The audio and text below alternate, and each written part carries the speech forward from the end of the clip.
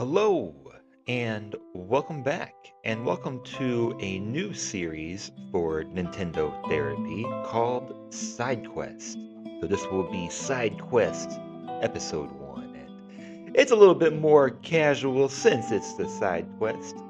These will be videos. Are we going to upload it to the podcast? That we'll see.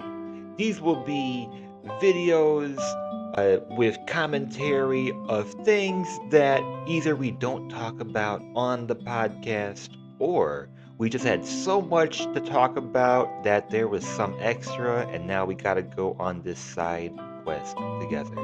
So, on YouTube, if you're new here, please like, subscribe, share it with a Nintendo fan, and make sure you do all of those YouTube things. That really helps our small channel here.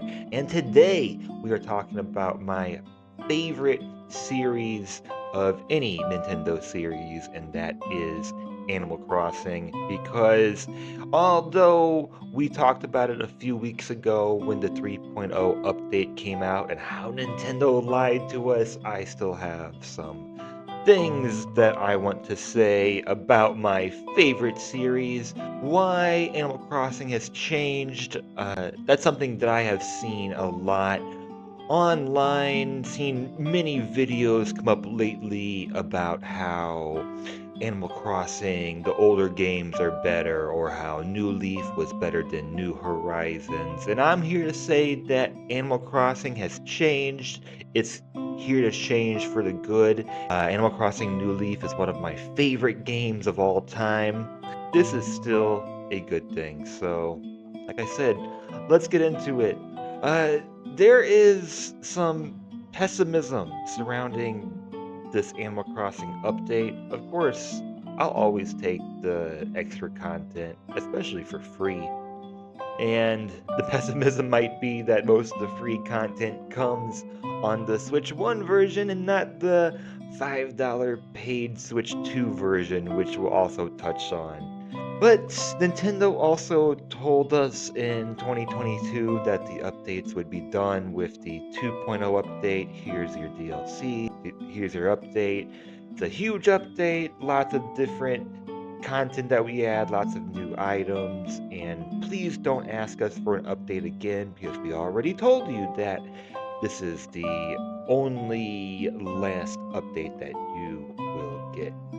So, is it a breach of trust given that new updates are always good? And although I won't really call it a lie, I think if they wanted to address it in their messaging, they could have said, hey, we said in the 2.0 update that was going to be it. That was our full intention. But with the changing world and with the Switch 2, and well, I think it's has to mostly do with the fact that there is an Animal Crossing game coming up sooner than later, and we just can't tell you about it right now. So the $5 upgrade we touched on the podcast in detail.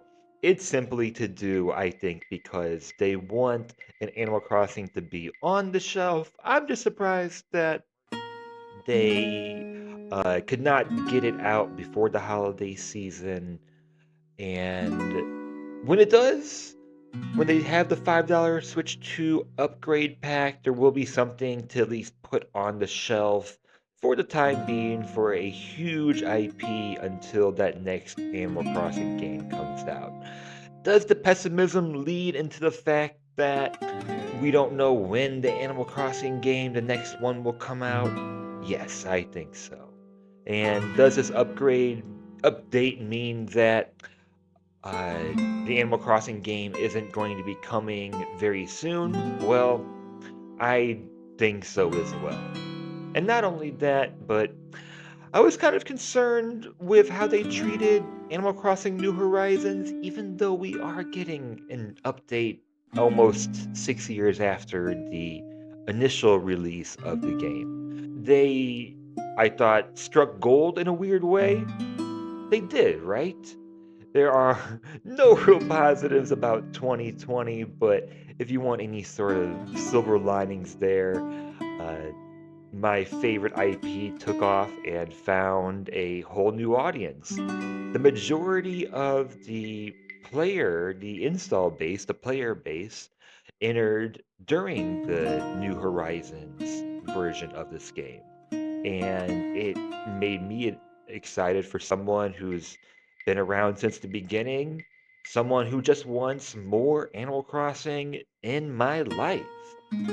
But with weirdly striking gold, if we can say it that way, I thought there would be more support for that game than getting. I'm sure there were small updates, right? But getting one update 2 years, almost 2 years later, and then having that be it.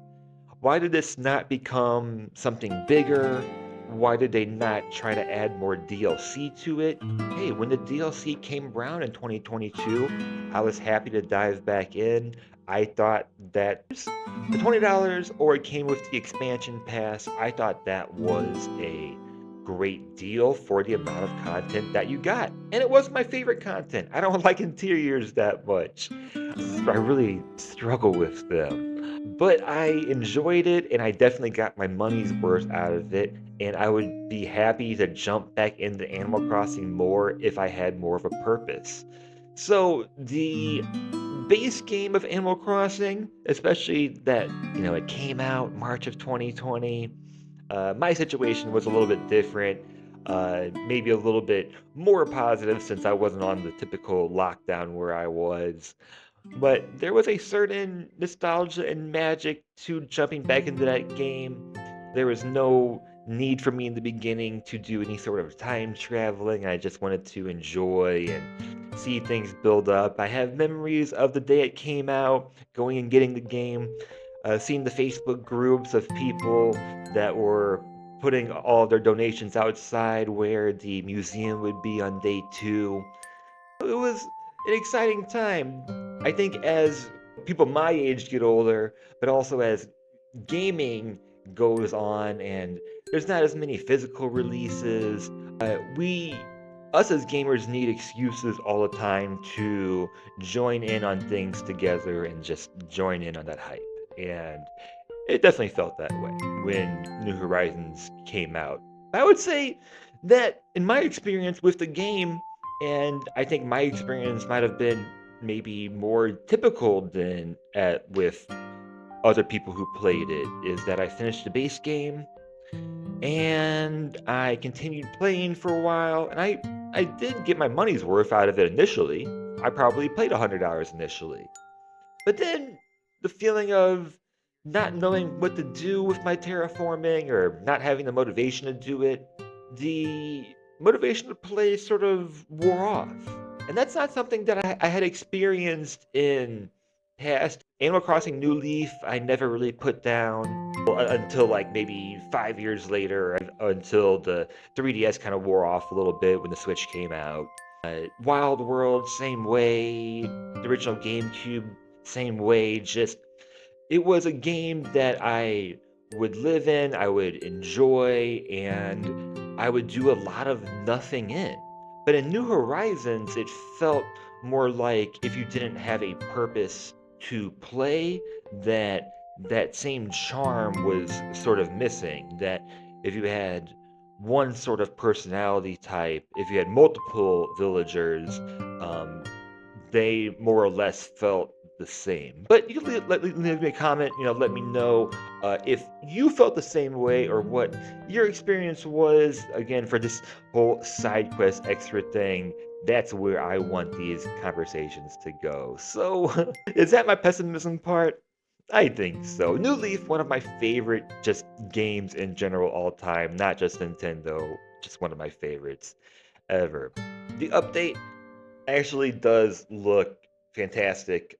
We have the Slumber Islands, which I think is the most exciting part and the most exciting part for content creation. And I think the content creation is what really pushes old players to jump back into these games, seeing, oh, there's this new update, and hopefully the online play is fine. I'm really looking forward to having these total sandbox freedom.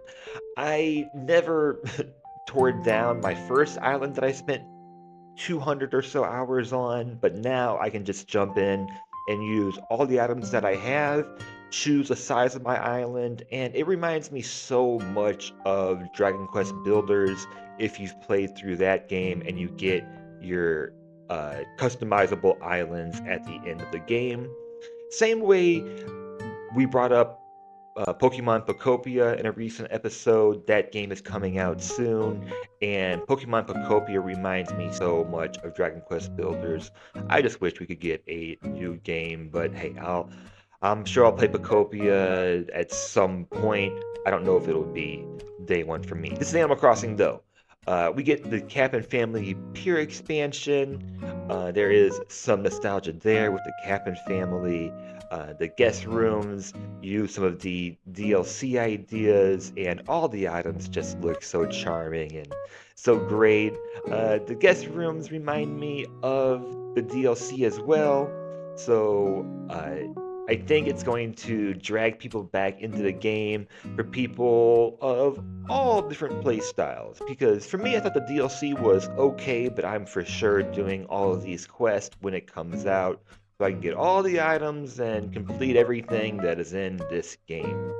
And guys, I think the biggest improvement that wasn't mentioned but shown that everyone talked about was the bulk crafting.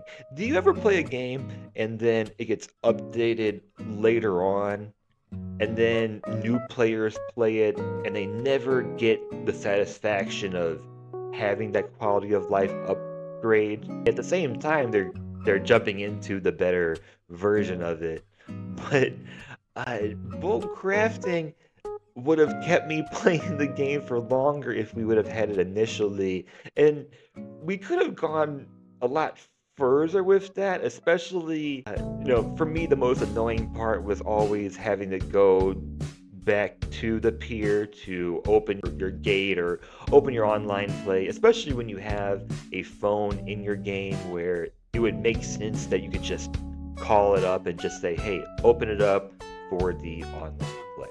That's just one example.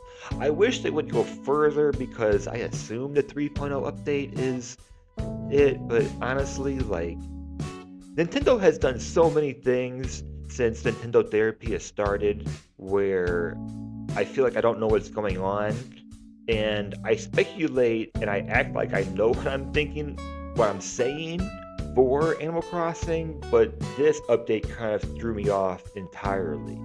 Because, sure, maybe they do release a game 2 years from now, but maybe a new game comes out next year and this update was just extra that they were going to add anyways.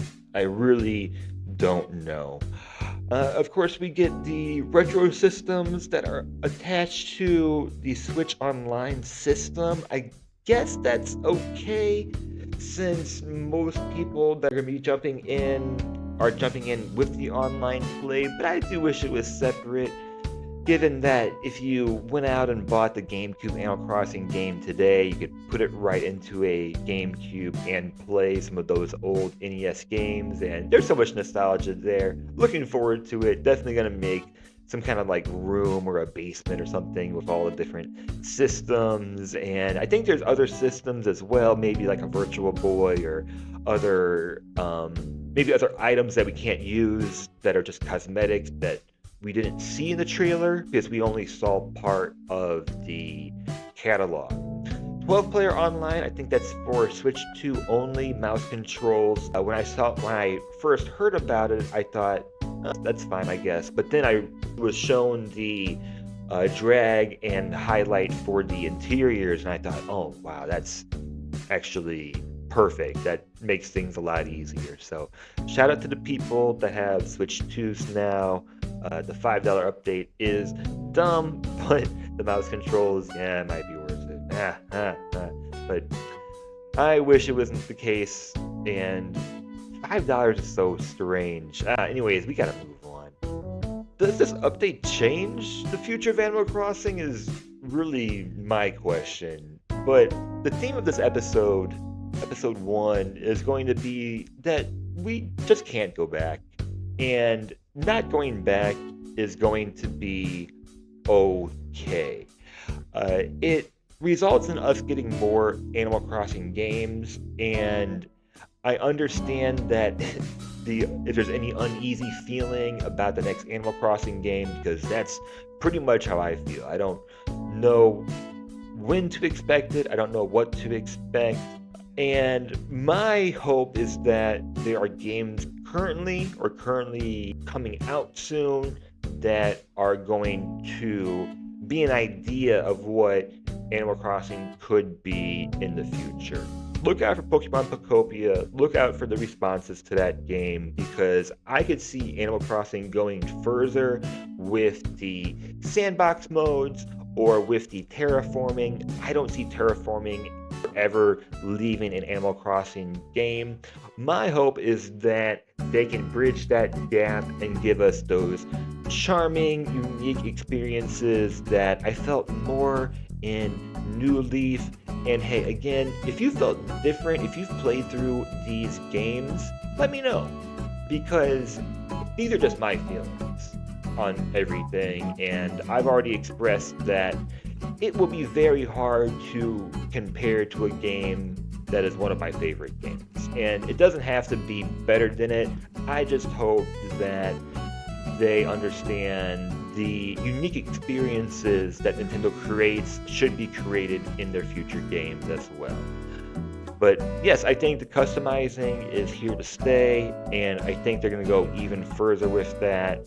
And that might go into other franchises as well. I talked on Nintendo Therapy recently how cool it would be to have a sandbox Minecraft style Zelda game that serves a lot of different purposes, and you could go on a lot of different quests.